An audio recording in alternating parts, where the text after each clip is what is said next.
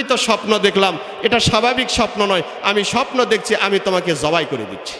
পিতা তার সন্তানকে বলছেন আমি তোমাকে জবাই করে দিচ্ছি। ফাংজুর মা জাতারা, এ ব্যাপারে তোমার অভিমত কি?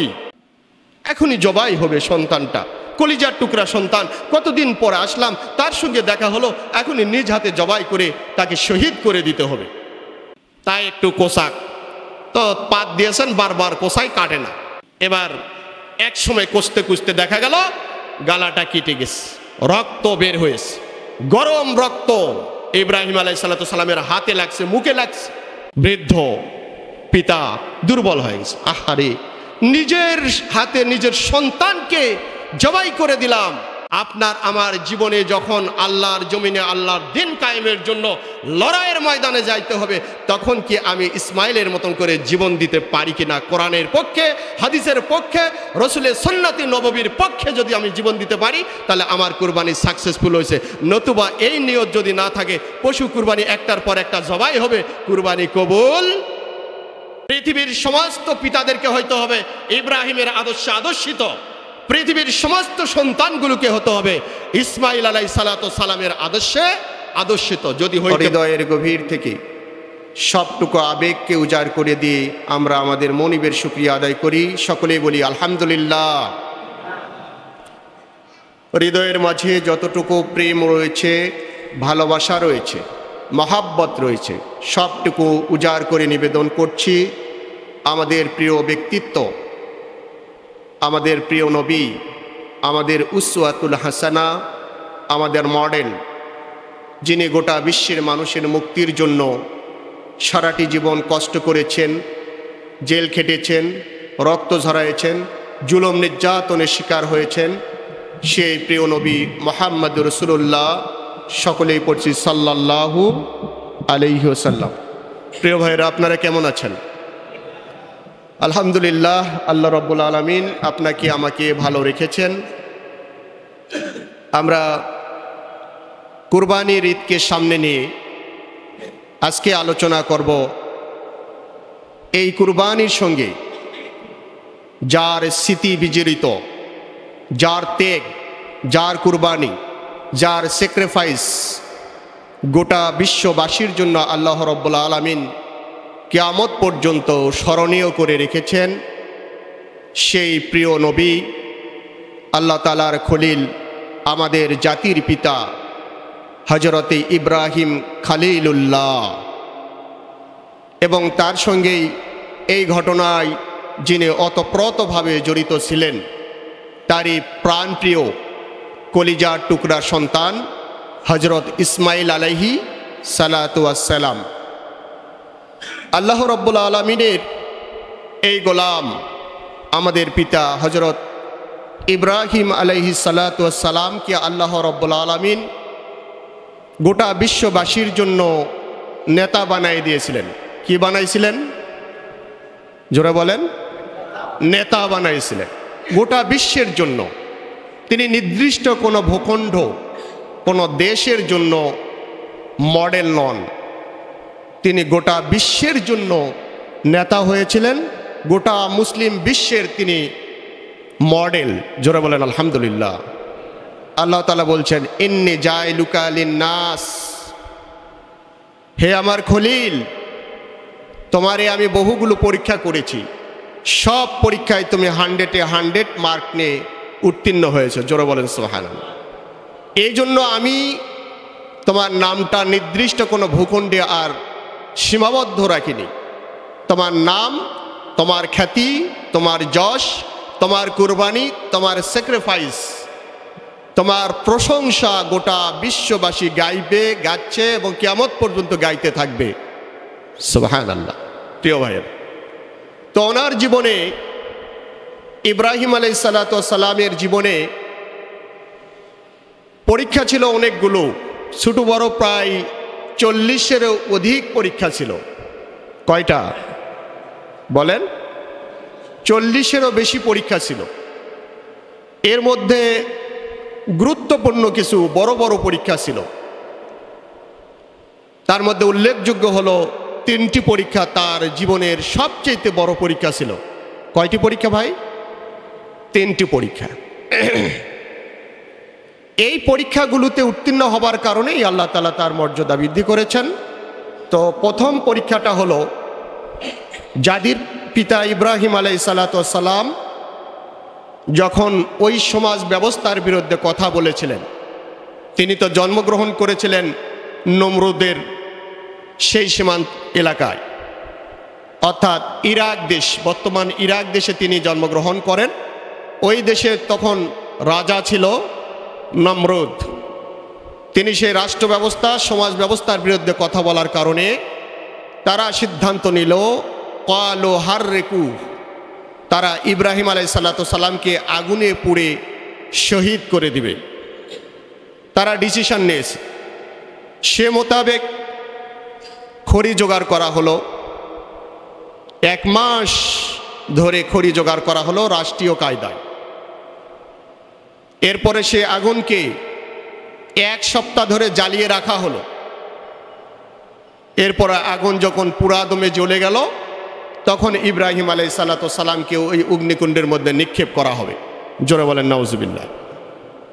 আচ্ছা, একটা জিনিস আমরা চিন্তা করতে পারি যে একজন মানুষকে পোড়ার জন্য এত ব্যবস্থার দরকার আছে।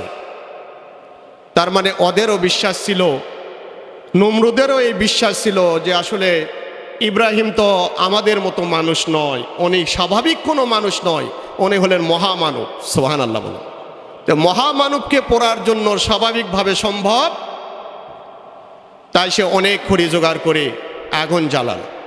এরপরে তাকে অগ্নিকুণ্ডের মধ্যে নিক্ষেপ করা হবে। অগ্নিকুণ্ডের পাশে যখন নিয়ে যাওয়া হয়েছে, তার শরীর থেকে জামাগুলো খুলে নেওয়া হচ্ছে, পরনের কাপড়গুলো খুলে নেওয়া হচ্ছে। আল্লাহর খলিল আল্লাহর কাছে ফরিয়াদ করলেন, রব্বুল আলামিন, তুমি যদি আমারে ওই অগ্নিকুণ্ডের মধ্যে নিক্ষেপ করে সন্তুষ্ট হও, খুশি হও, অগ্নিকুণ্ডের মধ্যে আমার গোস্ত, আমার চামড়া, আমার মাংস, হাড্ডি সব কিছু পুড়ে সারকার হয়ে যাক, এতে আমার কোনো দ্বিধা নাই, আমি সন্তুষ্ট চিত্তে সব কিছু মেনে নিব। কিন্তু এতগুলো মানুষের সামনে আমাকে উলঙ্গ করে দেওয়া হচ্ছে, এইটা কিভাবে হয়? এটা আমার কাছে বড়ই কষ্টকর, এটা লজ্জাজনক। তো আল্লাহ রব্বুল আলামিন জিবরাইল আমিনকে বললেন, আমার খলিল লজ্জা পাচ্ছে, সে অগ্নিকুণ্ডে নিক্ষিপ্ত হয়ে যদি পুড়ে সারকার হয়, এতে তার কোনো দ্বিধা নেই, সংকোচ নেই, বরং আমার সন্তুষ্টিতেই তার সন্তুষ্ট। কিন্তু সে উলঙ্গ অবস্থায় লজ্জা পাচ্ছে, যাও তার জন্য জান্নাতের পোশাক নিয়ে যাও। সুবহানাল্লাহ বলেন। এই পোশাকটা ছিল ইব্রাহিম আলাইহিসসালামের শরীরের এই পোশাকটা, যে পোশাকটা দেওয়া হয়েছিল, এই পোশাকটা হলো ফায়ার প্রুফ, যেটাকে আগুন প্রবেশ করতে পারে না। সুবহানাল্লাহ বলবেন না? তারে যে পোশাক দেওয়া হয়েছিল সেটা হলো ফায়ার প্রুফ। এই যে বৃষ্টি হলে আমরা ওয়াটার প্রুফ ব্যবহার করি না, রেইনকোট, যাতে করে শরীরে বৃষ্টি না যায়। তো ওনাকে একবারে পরার জন্য একটা পোশাকও দেওয়া হলো, পাশাপাশি এই পোশাকটা হলো ফায়ার প্রুফ হওয়ার কারণে এই পোশাক ভেদ করে আগুনের কোনো তাপই তার শরীরকে স্পর্শ করতে পারে না। জোরে বলেন সুবহানাল্লাহ। ইব্রাহিম আলাইহিসসালাম তাকে যখন ওই চরকার সঙ্গে লাগানো হলো, অগ্নিকুণ্ডের মধ্যে নিক্ষেপ করা হবে। জীবনের উল্লেখযোগ্য 3টি পরীক্ষার মধ্যে প্রথম বড় একটি পরীক্ষায় তিনি পরীক্ষা দিতে যাচ্ছেন। এই মুহূর্তে আল্লাহ রব্বুল আলামিনকে সাক্ষী রেখে বলছেন, রব্বুল আলামিন, তুমি জানে রাখো, নমরুদের সঙ্গে আমার ব্যক্তিগত সামাজিক কোনো দূরত্ব নেই, তার সঙ্গে আমার কোনো শত্রুতা নেই।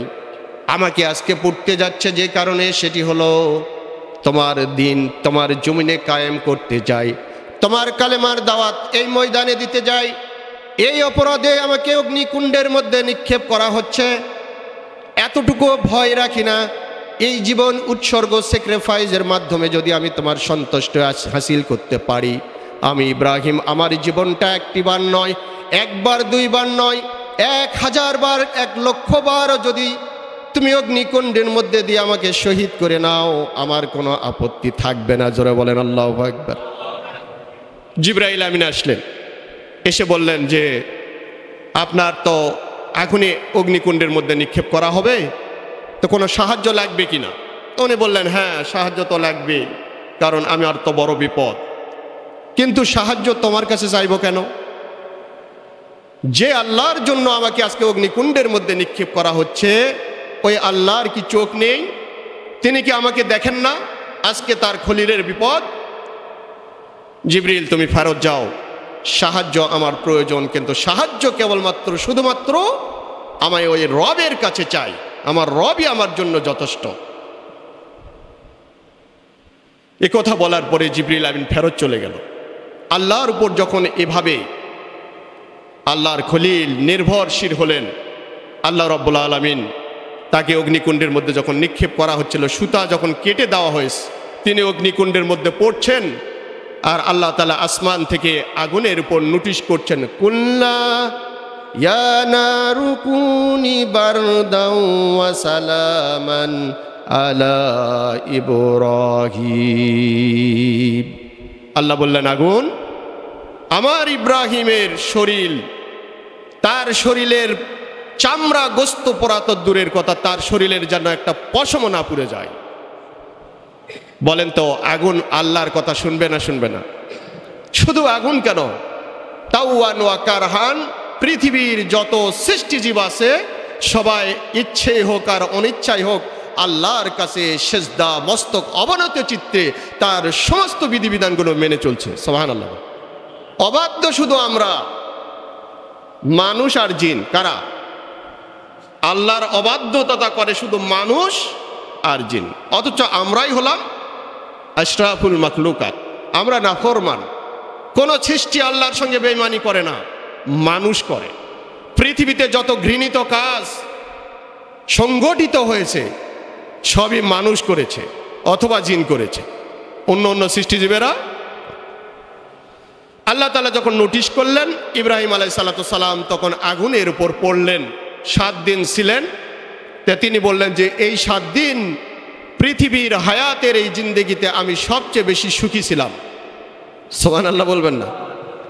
অগ্নিকুণ্ডের মধ্যে সবচেয়ে বেশি সুখী ছিলাম। 7 দিন পর তুলে নিয়ে আসা হলো। ইব্রাহিম আলাইহিস সালামের চেহারাটা যেমন ছিল আগের তুলনায় এখন আরেকটু উজ্জ্বল উজ্জ্বল মনে হয়। প্রিয় ভাইরা, আল্লাহর উপর ভরসা করলে সাহায্য কে করবেন? করবেন না? প্রথম পরীক্ষায় পাস না ফেল? জাতির পিতা প্রথম পরীক্ষায় পাস করছেন না করেননি? কত মার্ক নিয়ে পাস করেছেন? 100-তে 100। পরীক্ষা আল্লাহ তাআলা ইমানের পরীক্ষা নেন, কিন্তু আমাদের উপর যখন পরীক্ষা আসে, বিপদ আসে, মুসিবত আসে, ইসলামের পথে যখন টিকে থাকা কঠিন হয়ে যায়, তখন আমরা নিজেকে গুটাই নেই, পরীক্ষার জন্য আমরা ময়দানে নামি না।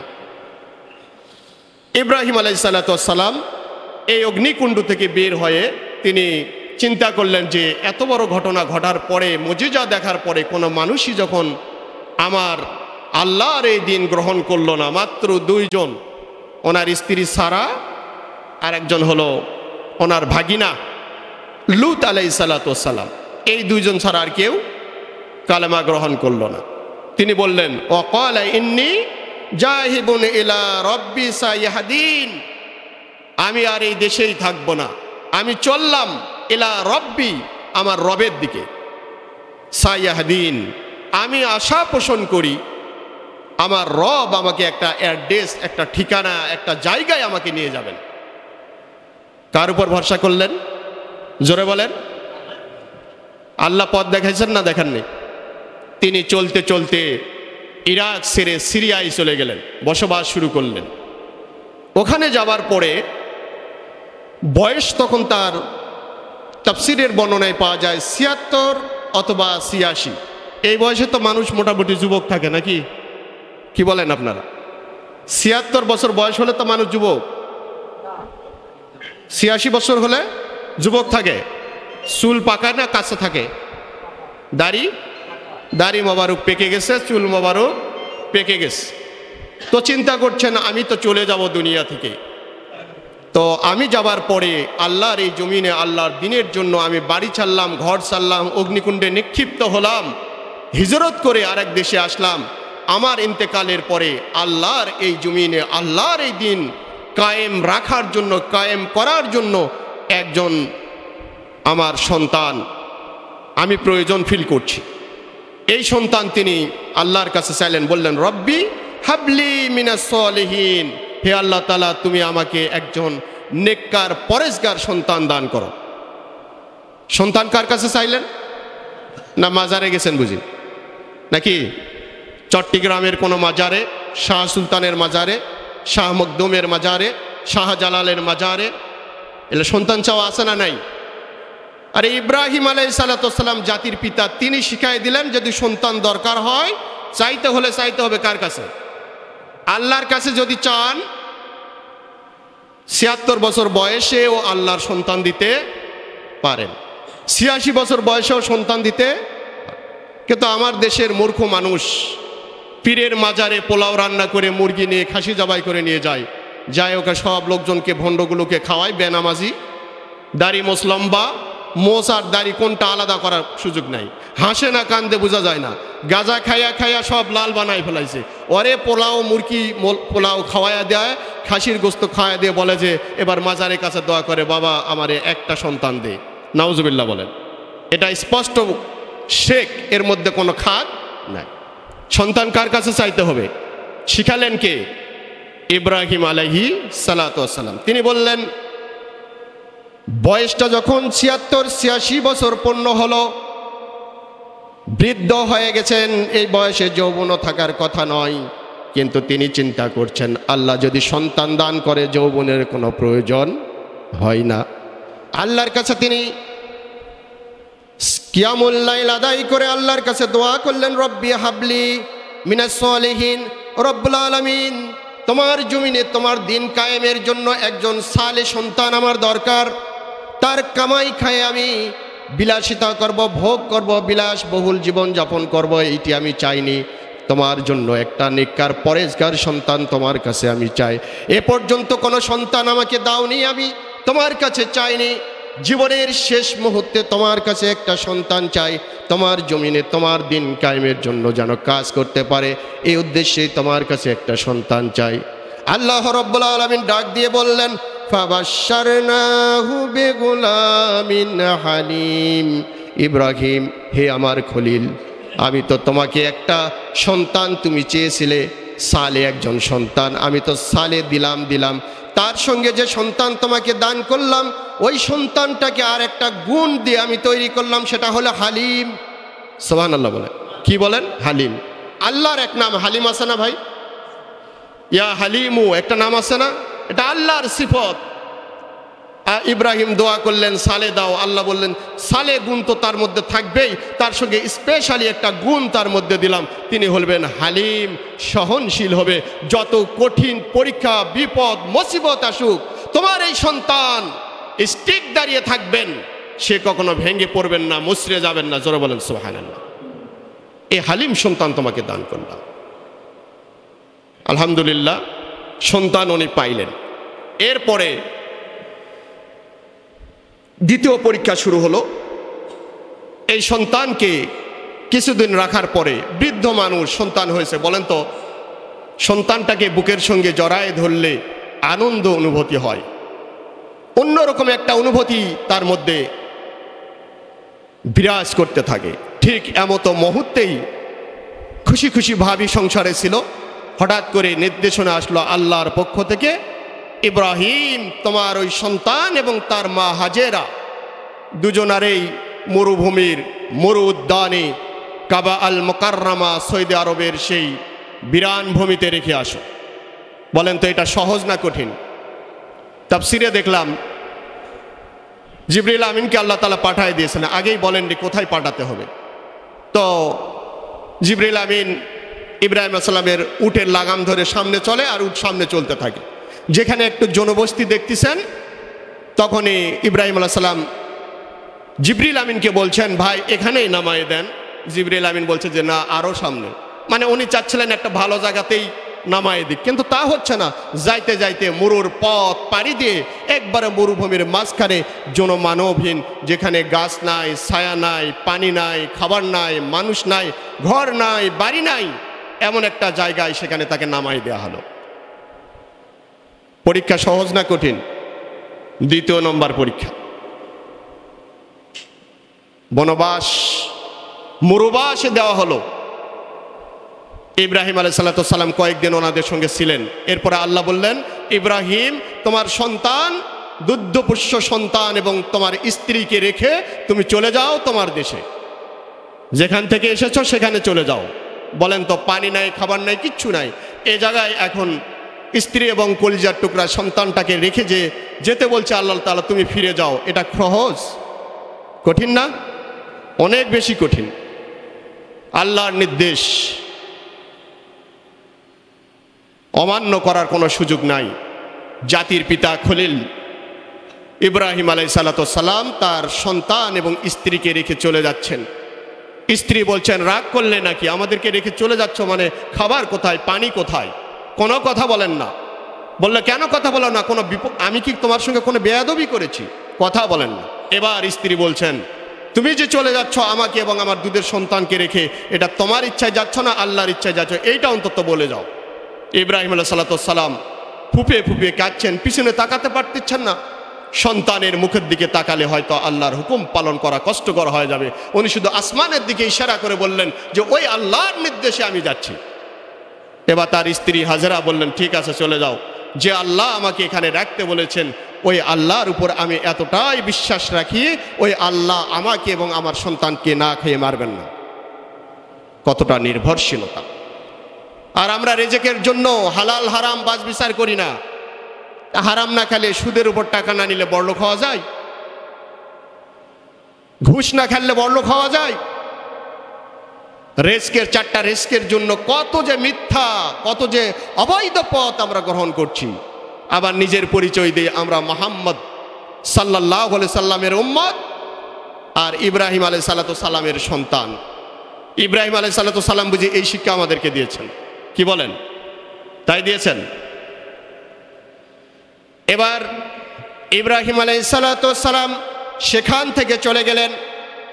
দু একদিন থাকার পরে যতটুকু পানি মশকে ছিল পানিটা শেষ হয়ে গেল, যতটুকু খেজুর ছিল, আটা ছিল, সবই শেষ। খাবারের জন্য যখন আর কিচ্ছু নাই, পানিও নাই, ছোট সন্তান তৃষ্ণার্ত অবস্থা, পানির জন্য ছটফট করছেন, হাত পা নাড়াচ্ছেন, কিন্তু পানির কোনো ব্যবস্থা নাই। মা তো মাই হয়, সন্তানের কষ্ট দেখে নিজেও তৃষ্ণার্ত, নিজের তৃষ্ণার কথা ভুলে গেলেন। সন্তানটাকে অন্তত বাঁচাতে হবে। সাফা পর্বতের দিকে দৃষ্টি দান করলেন। দেখেন পর্বতের উপর সূর্যর আলো লেগে চিকচিক করছে। দূর থেকে মনে হচ্ছে যেন পানির ফোয়ারা বয়ে যাচ্ছে। মনে করলেন ওখানে হয়তো পানির সন্ধান পাওয়া যাবে। মা সন্তানকে রেখে মরুর পথ দিয়ে তিনি দৌড়াতে শুরু করলেন। দৌড়াতে দৌড়াতে সাফা পর্বতের উপরে পাহাড়ের কাছে যখন গেছেন, তখন দেখেন আসলে এটা পানি নয়, এটা একটা মরিচিকা। ওখান থেকে মারোয়া পাহাড়ের দিকে তাকায় দেখেন মারোয়া পাহাড়ের উপর রোদ পড়ে সেখানেও চিকচিক করছে, মনে হয় পানির ঢেউ বয়ে যাচ্ছে। মা আশায় বুক বাঁধলেন, মনে হয় ওখানে গেলে পানি পাবো, পানি নিয়ে এসে আমার কলিজার টুকরা সন্তান ইসমাইলের জীবনটা রক্ষা করতে পারবো। আবার দৌড় দিয়েছেন। ওখানে যায় দেখেন ওখানেও পানি নাই, মরিচিকা। আবার ওখান থেকে সাফা পর্বতের দিকে তাকান। এভাবে করে সাফা একবার, মারোয়া একবার, দৌড়াতে দৌড়াতে কয়বার দৌড়াইছেন? কয়বার? 7 বার। সমস্ত হাজিদের জন্য এই হাজেরার দৌড়টাকে স্মরণে রাখার জন্য আল্লাহ রাব্বুল আলামিন এটা হজের বিধান করে দিয়েছেন। সুবহানাল্লাহ বলেন। যত হাজি যাবে সবাইকে দৌড়াতে হবে। হাজেরা দৌড়াইছে, তার দৌড় আমার কাছে পছন্দ হয়েছে, তোরাও দৌড়া। হজ কবুল হবে না, না হবে, দৌড়াতে হবে তোমার। সুবহানাল্লাহ।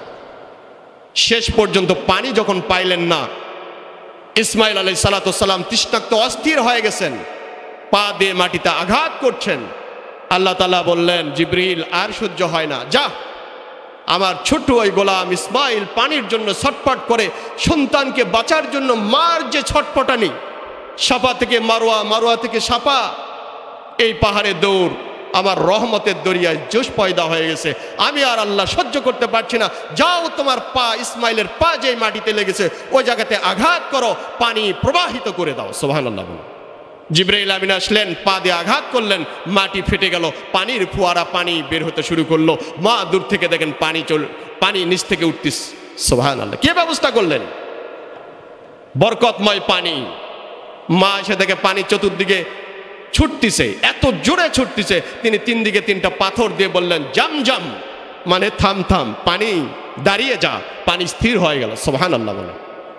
আল্লাহ তাআলা বললেন, আমি ওই পানিতে এমন বরকত দান করেছি, কোনো মানুষ যদি ওই পানি পান করে মৃত্যু ছাড়া যত রোগ আছে সব রোগ সারে যাবে ওই পানি পান করলে। সুবহানাল্লাহ বলবেন না? গোটা পৃথিবীতে এই পানি আজকে চলে আসতেছে, হাজিদের মাধ্যমে আসতেছে না? আমরা যারা যেতে পারিনি, আমরাও তো সে পানি পান করছি। আল্লাহ তাআলা বরকত দিয়েছেন এই পানিতে। এরপরে 3য় নম্বর পরীক্ষা শুরু।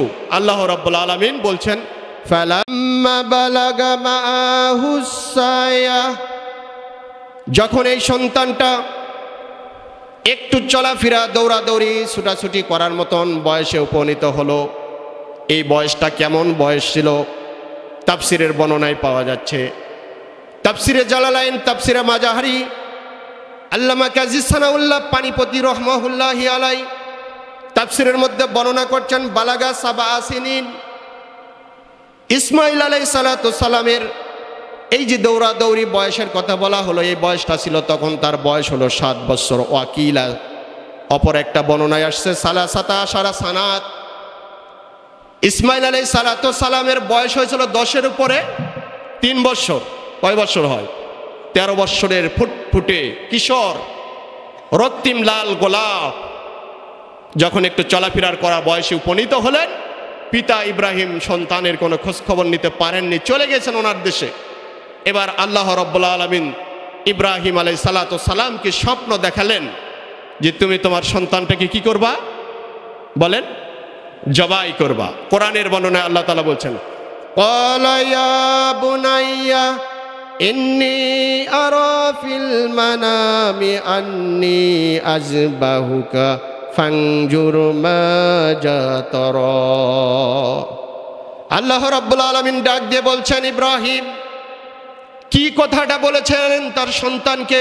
কোরআনের মধ্যে ইব্রাহিম আলাইহিস সালাতু সালামের এই কথাটা আল্লাহ তাআলা কোট করে দিয়ে বললেন, যখন তাকে স্বপ্ন দেখানো হলো, তিনি সিরিয়া থেকে আবার ওই সন্তানের কাছে চলে গেলেন, স্ত্রীর কাছে চলে গেলেন। সেখানে যায় বলছেন, ইয়া বুনাইয়া, হে আমার কলিজার টুকরা সন্তান, ইন্নী আরা, আমাকে স্বপ্নের মাধ্যমে দেখা হয়েছে, ফিল মানাম, স্বপ্নে আমি দেখলাম আমি তোমাকে জবাই করতেছি। ফাংজুর মাজা তারা, সুতরাং তোমার এ ব্যাপারে অভিমত কি, তোমার অভিপ্রায় কি, তুমি কি চিন্তা করতেছ, তুমি আমাকে বলো। দেখেন বিষয়টা কেমন কঠিন। সন্তানকে রেখে গেছেন, খাবার দেননি, পানি দেননি, খোঁজ নেননি, খবর নেননি, স্কুলে পাঠাননি, মাদ্রাসায় দেননি, কাপড় কিনে দেননি, খাবারের ব্যবস্থা করেননি, কিচ্ছু করতে পারেননি। মার সন্তানরে মরুভূমিতে রেখে গেছে। এতদিন বেঁচে আছে না মারা গেছে এটাই তো জানার কথা নয়, ঠিক কিনা বলেন? এখন বয়স যখন 13 বছর 7 বছর, তখন তিনি স্বপ্ন দেখলেন, সন্তানের কাছে আসলেন, সন্তানকে কাছে ডাকলেন। অনেক দিন পর সন্তানকে কাছে পাওয়ার পরে বৃদ্ধ পিতার অনুভূতিটা কেমন হওয়ার কথা ভাই বলেন তো? বড় খুশি হয়েছেন, বুকের সঙ্গে জড়ায়ে ধরেছেন, আনন্দে ইব্রাহিম আলাইহিস সালাতু সালাম 2 চোখের অশ্রু ছেড়ে দিয়েছেন। এবার বললেন, সন্তান অনেক দিন পর তোমারে তো পাইলাম, কিন্তু তোমারে তো রাখতে পারছি না, আমি একটা স্বপ্ন দেখেছি, আমি কি বলবো সে স্বপ্নের ব্যাপারে তোমাকে? ইসমাইল আলাইহিস সালাম অস্থির হয়ে গেলেন। হ্যাঁ পিতা, বলেন আপনি কি স্বপ্ন দেখেছেন? তিনি তখন বললেন, ইন্নী আরা ফিল মানাম আন্নী আযবাহুকা, আমি তো স্বপ্ন দেখলাম, এটা স্বাভাবিক স্বপ্ন নয়, আমি স্বপ্ন দেখছি আমি তোমাকে জবাই করে দিচ্ছি। পিতা তার সন্তানকে বলছেন, আমি তোমাকে জবাই করে দিচ্ছি। ফাংজুর মাজা তারা, এ ব্যাপারে তোমার অভিমত কি, তুমি কি বলতে চাও? তার মানে সন্তান যদি রাজি না হয় তাহলে কি উনি জবাই করতেন না? করতেন না? অবশ্যই করতেন। কিন্তু পিতা ও সন্তানের পরীক্ষা নিচ্ছেন, দেখি আল্লাহর হুকুম পালন করার জন্য আমি যেমনে আমার সন্তানকে কুরবানি করার জন্য চলে এসেছি এই জায়গায়, আমার সন্তান, আমি তো আল্লাহর কাছে সন্তান চেয়েছিলাম অন্য 10টা সন্তানের মতো না। কার মতন চেয়েছিলাম? আমি চেয়েছিলাম কেমন? সালেহীন, আল্লাহ যখন দিলেন তখন বললেন ফাবাশশারনাহু বিগুলামিন হালিম, সহনশীল। তো কেমন সালে কেমন সহনশীল সন্তান আমার হলো আল্লাহ, আমি একটু পরীক্ষা করে দেখি। তখন তিনি বললেন তোমার অভিমত কি? এবার দেখেন আল্লাহ রব্বুল আলামিন 7 বছরের একজন কিশোর, 13 বছরের একজন কিশোরের কথা কোরআনে কোট করে দিলেন। এতটাই আল্লাহর এই কথাটা পছন্দ হয়েছেন। পিতার এই প্রশ্নের জবাবে এবার ইসমাইল আলাইহিস সালাম 7 বছর 13 বছরের কিশোর বলছেন ক্বালা ইয়া আবা তিফআল মা তুমার, হে আমার পিতা আপনি যা স্বপ্ন দেখেছেন ইফআল মা তুমার, সেটা তুমি বাস্তবায়ন করে দাও। সুবহানাল্লাহ বলা দরকার নেই, জবাই করবে ওনাকে। আর উনি বলছেন যে আল্লাহর ওয়াদা, আপনি তো স্বাভাবিক কোনো ব্যক্তি না, আপনি হলেন আল্লাহর খলিল, আপনি হলেন আল্লাহর নবী। নবীর স্বপ্ন কখনো স্বপ্ন নয়, নবীর স্বপ্ন হলো উহি। জোরে বলেন সুবহানাল্লাহ। সুতরাং আপনি আমাকে জবাই করে দেন।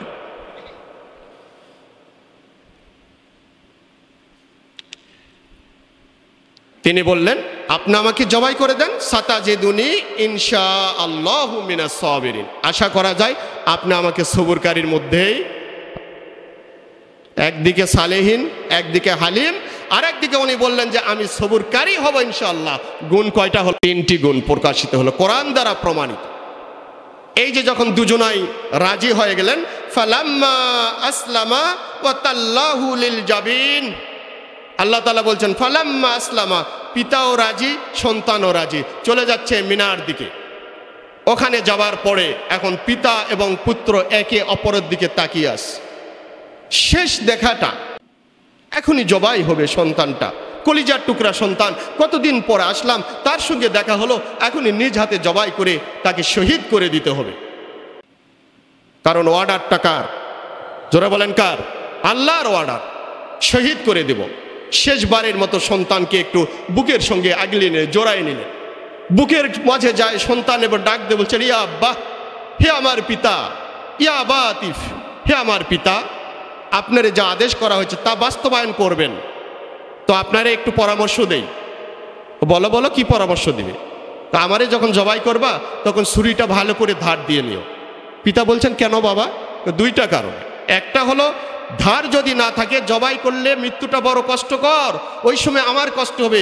দ্বিতীয় নম্বর হলো যদি ধার ভালো না থাকে জবাই করতে দেরি হলে আমার মালিকের অর্ডার পালন করতে দেরি হয়ে যাবে। সুতরাং ধার ভালো করে দাও যেন প্রথম কোচাতে আমি জবাই হয়ে যেতে পারি, আল্লাহর হুকুম যেন পালন হয়ে যেতে পারে। 1 নম্বর পরামর্শ। 2 নম্বর পরামর্শ হলো আপনি যখন আমাকে জবাই করবেন তখন আপনার জামা কাপড়গুলো গুটায় নেবেন যেন রক্তের ফোঁটা না লাগে। রক্তের ফোঁটা লাগলে আমার মা ওই রক্তটা যতদিন আপনার জামাতে দেখবে ততদিন আমার স্মৃতি মনে পড়বে, মা কান্নাকাটি করবে। যেহেতু আমি আপনাদের একমাত্র সন্তান, আমার মায়ের আর কোনো সন্তান নাই, আপনারও কোনো সন্তান নেই,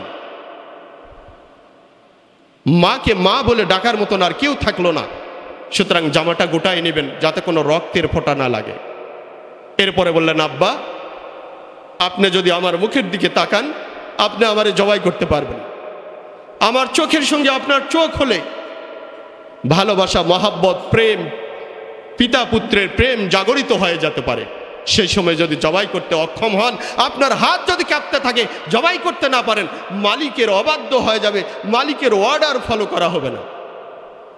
আব্বা আপনি আপনার চোখগুলো কাপড় দিয়ে বাঁধিয়ে নেবেন। বেশ কিছু পরামর্শ দিলেন। এবার আল্লাহ তাআলা বললেন ফালাম্মা আসলামা, দুজনেই রাজি হয়ে গেল। ও তাল্লাহু লিল জাবিন, তাকে কাত করে শোয়াই দিলেন। শোয়াই দেওয়ার আগ মুহূর্তে সন্তানকে এতগুলো পরামর্শ পাওয়ার পরে কপালের মাঝখানে ইব্রাহিম আলাইহিস সালাম চুমু এঁকে দিলেন। বললেন হে আমার কলিজার টুকরা সন্তান, আল্লাহর হুকুম পালন করতে তুমি আমাকে কত বেশি সহযোগিতা করছো। আমি যে সন্তান আল্লাহর কাছে চেয়েছিলাম, সত্যিই তুমি নেককার সালি সন্তান। এবার কাত করে শোয়। আমরা যখন কুরবানি জবাই করি ভাই, যখন শুয়েই দেই তখন কি করি? প্রথমে শুয়ে দেওয়ার পরে মাথাটা কিবলার দিকে কাত করি না? কাত করার পরে আর কোনো কাজ থাকে ছুরি চালানো ছাড়া? বলেন। তার মানে ইব্রাহিম আলাইহিস সালাম ও পর্যন্ত গিয়েছেন। আল্লাহ ওই কথাটাই কোরআনে দিয়েছেন, ওয়া তাল্লাহু লিল জাবিন, কাত করে শোয়ায় দিয়েছেন।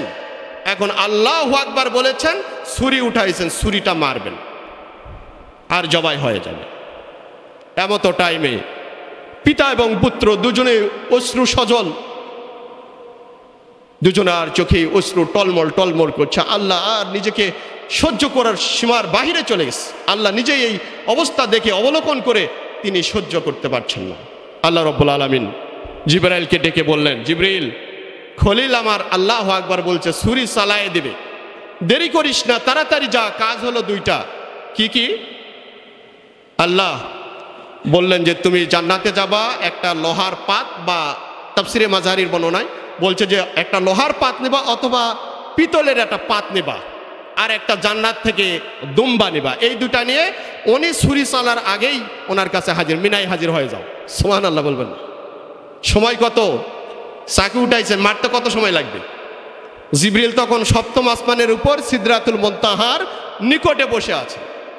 আল্লাহকে বলছেন, আল্লাহ যাব তো যাব, এই শর্ট টাইমে এই সপ্তম আসমান পাড়ি দিয়ে জান্নাতে যাব, এগলা নিব, ওই জায়গায় যাব, কেমনে যাব, সময় কোথায়? আল্লাহ বললেন, তোমারে কয়টা পাখা দিয়েছি জিবরিল? বললেন 600, সবগুলা কাজে লাগা। সুবহানাল্লাহ বলেন। জিবরিলের একটা পাখা যদি মেলে দেয় গোটা দুনিয়া অন্ধকার হয়ে যাবে, এত বড় পাখা। এরকম 600টা পাখা আছে। এক পাখা যদি একবার ছেড়ে দিয়ে গুটায় নেন, এই বাতাস যে হবে, এই বাতাসে জিবরিল আমিন 10,000 বৎসরে যত পথ অতিক্রম করা যায়, এক পাখার বাতাসে অত দূর যাওয়া যায়। সুবহানাল্লাহ বলেন। আল্লাহ বললেন, তোমাকে 600 পাখা দিয়েছি না, সবগুলা কাজে লাগা। হাদিসে বর্ণনায় পাওয়া যায়, আল্লাহ নবী একবার জিবরিলকে জিজ্ঞেস করেছিলেন, তোমার জীবনের স্মরণীয় ঘটনা কি? বলছে, আমার জীবনের স্মরণীয় 3টা দিন। কয়টা দিন? 3 দিন আমি ঘামছি, জিবরিল নিজে আমার 600 পাখা কাজে লাগাইছি। কোন কোন দিন? একবার যখন ওই যে ইউসুফকে ওই কূপের মধ্যে ফেলে দেওয়া হচ্ছিল, ডুবতিছে, আল্লাহ বললেন তাড়াতাড়ি যা, যাই পাখা লাগিয়ে দিয়ে ওরে উপরে তোল, আমার ইউসুফকে উপরে তোল। সুবহানাল্লাহ বল। দ্বিতীয় নম্বর হলো যখন ইব্রাহিম খলিলুল্লাহকে অগ্নিকুণ্ডে ফেলা হচ্ছিল, তখন সপ্তম আসমান থেকে এসে আগুনের উপর ঝাপটা দিয়ে আগুনের শীতলতা আমি করে দিয়েছি। সুবহানাল্লাহ বলে। তৃতীয় নম্বর হলো যখন ছুরি চালায় দিয়েছিল জাতির পিতা ইব্রাহিম, সেই মুহূর্তে আমি রব্বুল আলামিনের পক্ষ থেকে এসে সেখানে দুম্বা হাজির করেছিলাম। সময় ছিল না, সপ্তম আসমানের উপরে ওই যে সিদরাতুল মুনতাহার পাশে জান্নাতে গেলাম, একটা লোহার পাত নিলাম, ওখান থেকে একটা দুম্বা নিলাম, দৌড়ে চলে এসেছি, এক টানে চলে এসেছি। এদিকে ইব্রাহিম আলাইহিস সালাম ছুরি চালায় দিয়েছে। তা আল্লাহ বললেন, চালাচ্ছে, আগে পাতটা ঢুকাই দিই। ইসমাইলের গালার উপরে লোহার পাত এভাবে লাগিয়ে দিয়েছে, পিতলের পাত অথবা লোহার পাত। এখন কোচাচ্ছে উনি। বলেন তো জবাই হয়েছে না হয়নি? কিন্তু জবাই করা তো উনি করেছেন, ওনার তো বাধা, উনি তো জবাই করার জন্যই মারছে। তাহলে জবাই করা আর কিছু বাকি থাকলো না? জবাই হয়ে গেল। আল্লাহ বলছেন, জিবরিল পাতটা রেখে দিক, কিছুক্ষণ কোচাক। কারণ আল্লাহর নবী ইব্রাহিম স্বপ্ন দেখেছে সে তার সন্তানকে জবাই করতেছে, মানে চাকু দিয়ে কোচাচ্ছে, জবাই হয়ে গেছে, রক্ত বের হয়েছে, এরকম দেখেনি। সুতরাং নবী যা স্বপ্ন দেখেছে ওই পর্যন্ত কোচাতে না দেখলে নবীর স্বপ্ন মিথ্যা হবে, নবীর স্বপ্ন মিথ্যা হতে দেওয়া, তাই একটু কোচাক। তো পাত দিয়েছেন, বারবার কোচাই, কাটে না। এবার এক সময় কষতে কুষতে দেখা গেল গালাটা কেটে গেছে, রক্ত বের হয়েছে, গরম রক্ত ইব্রাহিম আলাইহিস সালামের হাতে লাগছে, মুখে লাগছে। বৃদ্ধ পিতা দুর্বল হয়ে গেছে। আহারে, নিজের হাতে নিজের সন্তানকে জবাই করে দিলাম, আমার চেয়ে নিষ্ঠুর কোন পিতা কি এই পৃথিবীতে আর অবশিষ্ট আছে? নিজেকে ধিক্কার দিলেন, আবার পরক্ষণে সান্ত্বনা নিলেন যে না, আমার রবের হুকুমই আমি পালন করেছি। সুবহানাল্লাহ। পিতা যখন উঠলেন, হাত থেকে ছুরিটা পড়ে গেল, ধাস করে তিনি মাটিতে পড়ে গেছে। হঠাৎ করে চোখ যখন খুলেছেন, চোখ খুলে দেখেন আনন্দ। সুবহানাল্লাহ বলেন। চোখ খুলে দেখেন আনন্দ। কিসের আনন্দ? একদিকে জিবরিল আমিন আর একদিকে হলো হযরত ইসমাইল আলাইহিস সালাম, দুজনে এক জায়গায় দাঁড়িয়ে হাসতেছেন। ইব্রাহিম আলাইহিস সালাম প্রথমে দেখে তো বিশ্বাস করাতে পারছেন, আমি তো জবাই করেছি, কারণ চোখটা ছিল তার বাধা, আমি তো জবাই করেছি, কি হয়ে গেল? একটু খুশি হলেন, পরক্ষণেই তিনি কাঁদতে শুরু করলেন। বললেন, রব্বুল আলামিন তুমি কি আমার কুরবানি কবুল করনি? আমার ইসমাইলকে কুরবানি করার কথা বলছেন, আমি কুরবানি দিতে গেছি, কবুল করনি, তার মানে আমার নিয়তের কি কোনো সমস্যা ছিল? আল্লাহ তুমি কি কবুল করনি? কাঁদতে শুরু করলেন। আল্লাহ এবার ডাক দিলেন, এ ইব্রাহিম শোনো, কাদ সাদ্দাকতা রুয়া। তুমি চিন্তা করছো কেন বন্ধু? হে আমার খলিল, চিন্তা করছো কেন? তোমার জবাইয়ের কাজ, তুমি যা স্বপ্নে দেখছিলে তা তো বাস্তবায়ন করে ফেলেছো। ইন্নাকা জালিকা নাজিজিল মুহসিনিন। আমি মুহসিন বান্দাদেরকে এভাবেই পুরস্কারে পুরস্কৃত করি, আমি সারপ্রাইজ দিয়ে দিই। জোরে বলেন সুবহানাল্লাহ। ইন্না হাজা লাহুয়াল বালাউল মুবিন। এটা সুস্পষ্ট একটা পরীক্ষা ছাড়া আর কিচ্ছু না। বলেন তো, ইসমাইলের গোস্ত কি আল্লাহর দরকার আছে? তার রক্ত কি আল্লাহর দরকার আছে? আমরা যে কুরবানি দিই এটা কি আল্লাহর দরকার আছে? আল্লাহ কি নেন? তাকওয়া মিনকুম। আপনার আমার আল্লাহ তাআলা বলছেন লুহুমুহা ওয়ালা দিমাউহা। তোমাদের কুরবানির গোস্ত রক্ত কিচ্ছু আমার দরকার নাই, তোমাদের অন্তরের নিয়তটা আমার দরকার। ইব্রাহিমের নিয়ত যা ছিল তা বাস্তবায়ন করছে না করেননি? তাহলে অযথা ইসমাইলকে মারার কোনো দরকার আছে? আল্লাহ নিজেই চাননি ইসমাইল কুরবানি হোক। যদি চাইতেন ইসমাইল কুরবানি হয়ে যেত, তিনি চাননি। তিনি চেয়েছেন কুরবানি করার জন্য ইব্রাহিম প্রস্তুত কিনা, ইসমাইল এটার জন্য প্রস্তুত কিনা, সে বাস্তবায়ন করতে পারে কিনা, এটাই দেখতে চাইছিলেন। প্রিয় ভাইরা, আজকে আপনার আমার জন্য কুরবানি থেকে বড় শিক্ষা হলো, আপনার আমার জীবনে যখন আল্লাহর জমিনে আল্লাহর দিন কায়েমের জন্য লড়াইয়ের ময়দানে যাইতে হবে, তখন কি আমি ইসমাইলের মতন করে জীবন দিতে পারি কিনা? কোরআনের পক্ষে, হাদিসের পক্ষে, রসুলের সুন্নতি নববীর পক্ষে যদি আমি জীবন দিতে পারি, তাহলে আমার কুরবানি সাকসেসফুল হয়েছে। নতুবা এই নিয়ত যদি না থাকে, পশু কুরবানি একটার পর একটা জবাই হবে, কুরবানি কবুল। আল্লাহ তাআলা এটা দৃষ্টান্ত রেখে দিয়েছেন আপনার আমার জন্য, ইসলামের জন্য, কোরআনের জন্য, যেন ইব্রাহিম এবং ইসমাইলকে আমরা মডেল হিসাবে গ্রহণ করতে পারি। পৃথিবীর সমস্ত পিতাদেরকে হইতে হবে ইব্রাহিমের আদর্শে আদর্শিত, পৃথিবীর সমস্ত সন্তানগুলোকে হতে হবে ইসমাইল আলাইহিস সালাতু ওয়াস সালামের আদর্শে আদর্শিত। যদি হইতে পারি, আল্লাহ রাব্বুল আলামিনের কাছে আমরা একজন কমপ্লিট ইন্না সালাতি ওয়া নুসুকি ওয়া মাহইয়ায়া ওয়া মামাতি লিল্লাহি রাব্বিল আলামিন। আল্লাহর জন্য আমাদের সালাত, আমাদের কুরবানিগুলো আল্লাহ রাব্বুল আলামিন যেন আমাদেরকে কবুল করেন, এই আশাবাদ ব্যক্ত করে সবার সুস্বাস্থ্য কামনা করে আজকের কথা এখানেই শেষ।